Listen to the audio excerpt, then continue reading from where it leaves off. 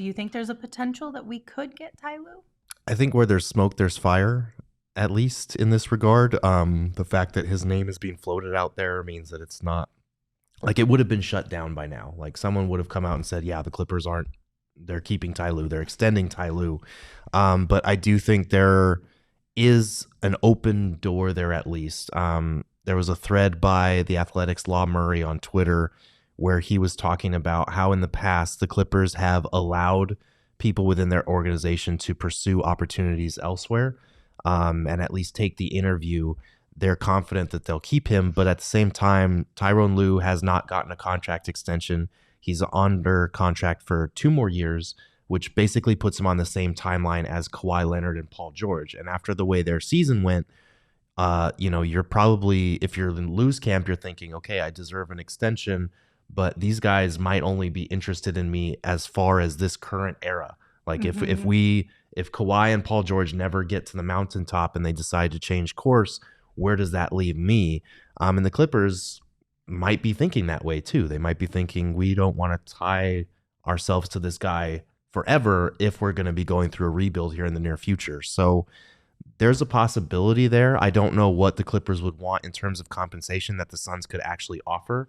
I have always been of the opinion that trading a first-round draft pick for a head coach, you typically don't do that unless it's like the 1% of coaches. I feel like maybe Lue is in that category, but the Suns don't have much to offer because they sent 4 first-round draft picks out to the Nets in the KD trade. So all they would have to offer is like a first-round swap in the future. I don't know if it's worth it. It could be to them. But Lue is kind of, when I wrote my article about the potential candidates to replace Monty, Lue was number 1 on the list. Mm-hmm. So he is the guy that they should pursue, and they should pick up the phone and see what it would take.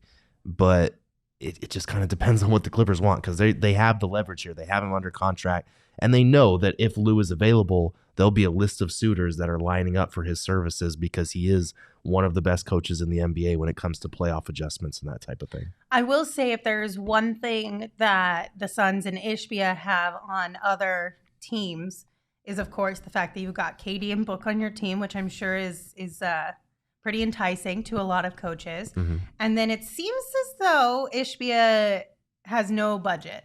No. He's not working within any type of budget. He's like, I'm going to throw money at it and make it work as much as I possibly can. Mm-hmm.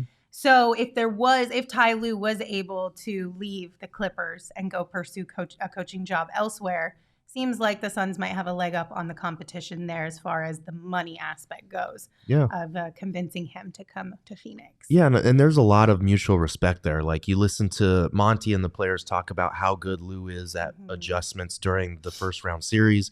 You hear Lue talk about, Durant and Book and all these guys on the Suns that he respects. Like, there's definitely mutual respect there. So it would be an attractive destination even without the, obvious owner who's willing to spend lots of money, who's willing to pay $20 million to upgrade at the coaching position before he even offers the new coach some money. So the problem there is obviously, like, the Clippers have no use for money in terms of compensation for Lue. Steve Ballmer's good. He's okay on that front. I don't need your cash. Yeah. I need your picks. I need your players. If this was a Donald Sterling or a Robert Sarver, then sure, you could totally throw money. You could get lots of money.